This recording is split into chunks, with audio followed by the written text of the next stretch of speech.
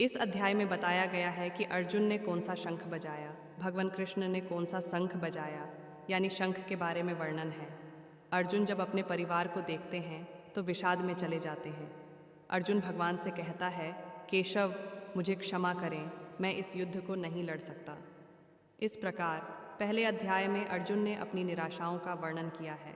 तो हम अध्याय 1 की शुरुआत करते हैं। धृतराष्ट्र ने कहा, हे संजय, धर्मभूमि कुरुक्षेत्र में युद्ध की इच्छा से एकत्र हुए मेरे तथा पांडु के पुत्रों ने क्या किया?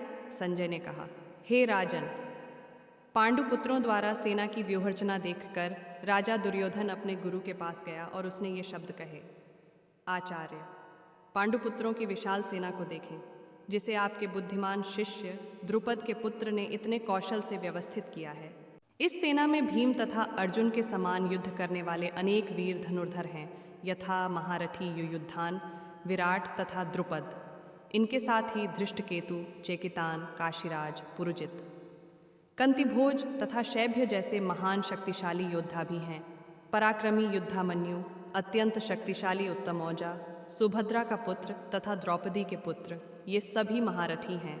किंतु हे ब्राह्मण श्रेष्ठ, आपकी सूचना के लिए मैं अपनी सेना के उन नायकों के विषय में बताना चाहूँगा जो मेरी सेना को संचालित करने में विशेष रूप से निपुण हैं।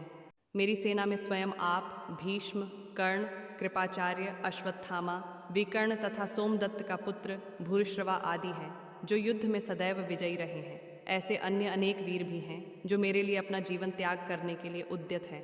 वे विविध प्रकार के हथियारों से सुसज्जित हैं और युद्ध विद्या में निपुण हैं।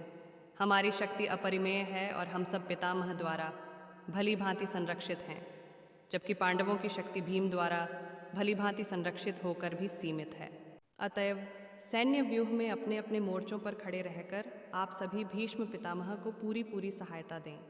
तब कुरुवंश के वयोवृद्ध परम प्रतापी एवं वृद्ध पितामह ने सिंह गर्जना की सी ध्वनि करने वाले अपने शंख को उच्च स्वर से बजाया, जिससे दुर्योधन को हर्ष हुआ।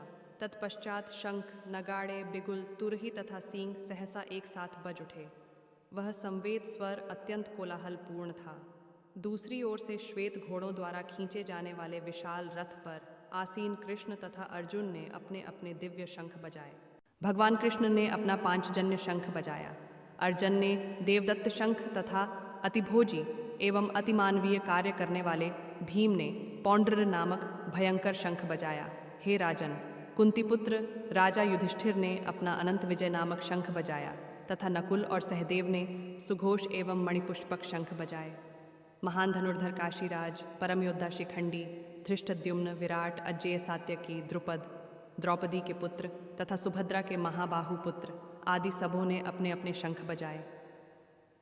इन विभिन्न शंखों की ध्वनि कोलाहलपूर्ण बन गई, जो आकाश तथा पृथ्वी का शब्दायमान करती हुई धृतराष्ट्र के पुत्रों के हृदयों को विदीर्ण करने लगी। उस समय हनुमान से अंकित ध्वजा लगे रथ पर आसीन पांडुपुत्र अर्जुन अपना धनुष उठाकर तीर चलाने के लिए उद्यत हुआ। हे राजन, धृतराष्ट्र के पुत्रों को व्यूह में खड़ा देखकर अर्जुन ने श्री कृष्ण से ये वचन कहे।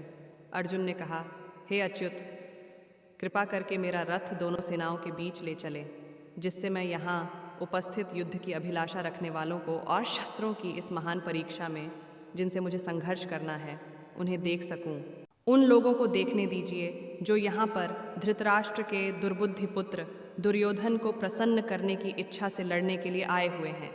संजय ने कहा, हे भरतवंशी, अर्जुन द्वारा इस प्रकार संबोधित किए जाने पर भगवान कृष्ण ने दोनों दलों के बीच में उस उत्तम रथ को लाकर खड़ा कर दिया।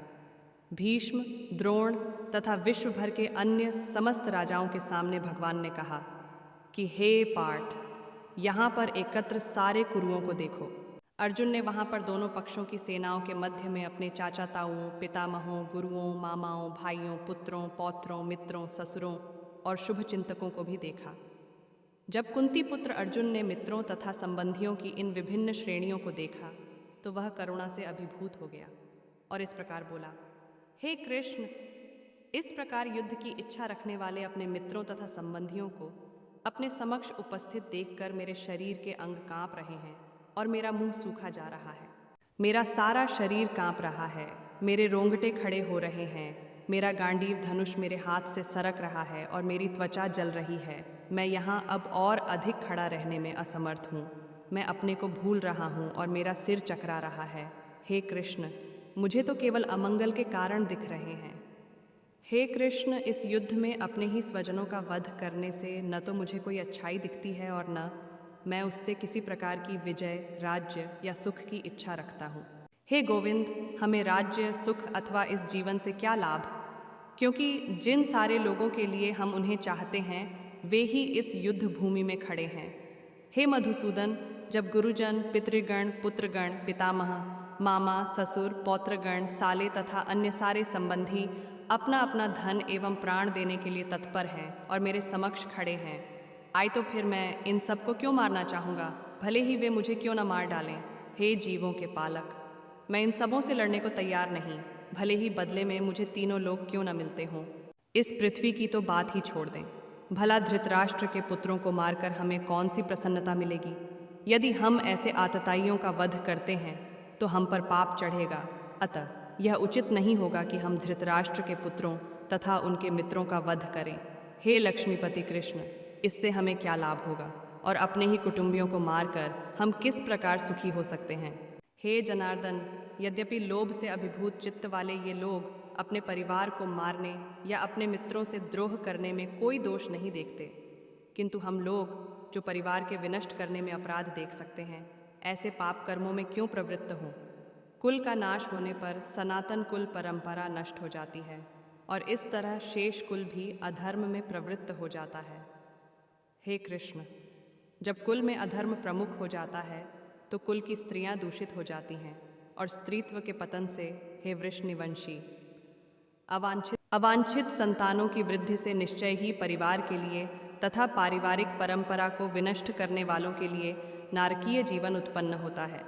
ऐसे पतित कुलों के पुरखे, पितर लोग गिर जाते हैं क्योंकि उन्हें जल तथा पिंड दान देने की क्रियाएं समाप्त हो जाती हैं। प्रजापालक कृष्ण, मैंने गुरु परंपरा से सुना है कि जो लोग कुल धर्म का विनाश करते हैं वे सदैव नरक में वास करते हैं। संजय ने कहा, युद्ध भूमि में इस प्रकार कहकर अर्जुन ने अपना धनुष तथा बाण एक ओर रख दिया और शोक संतप्त चित्त से रथ के आसन पर बैठ गया।